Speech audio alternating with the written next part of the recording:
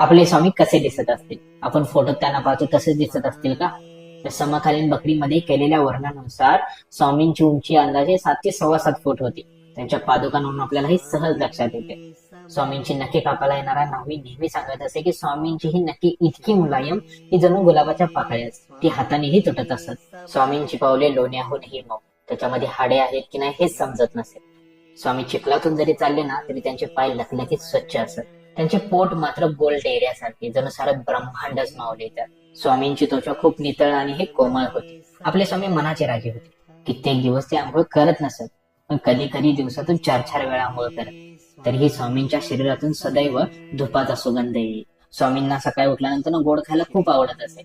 त्यामध्ये कधी खीर असे, मसाले दूध असे, तर कधी पनीर असत. स्वामींची जेवणाची ही तऱ्हा तर खूप निराळीच होती.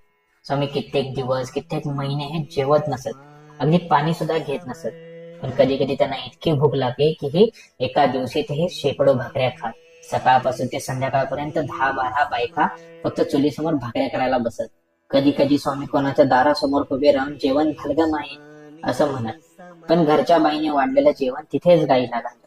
स्वामी बाहेरचं जेवायला बसत त्यावेळी त्यांच्या ताटात गायी कुत्रे येऊन जेवत. स्वामीही त्यांना प्रेमाने घास भरवत. असे होते आपले स्वामी. गोपाळकृष्ण बुवा केळकर हे स्वामींचे समकालीन. त्यांनी स्वामींना याची देही याची डोळा पाहिलेला आहे आणि स्वामींवरती त्यांनी बरचसे लिखाण देखील करून ठेवलेलं आहे. स्वामींचा बराचसा दिनक्रम त्यांनी हे लिखाण करून ठेवलेला आहे, तो आपण पुढच्या व्हिडिओमध्ये पाहूयात. तोपर्यंत हा व्हिडिओ अनेक स्वामी भक्तांपर्यंत शेअर करा, जेणेकरून त्यांनाही कळू दे की आपले स्वामी कसे होते. श्री स्वामी समर्थ.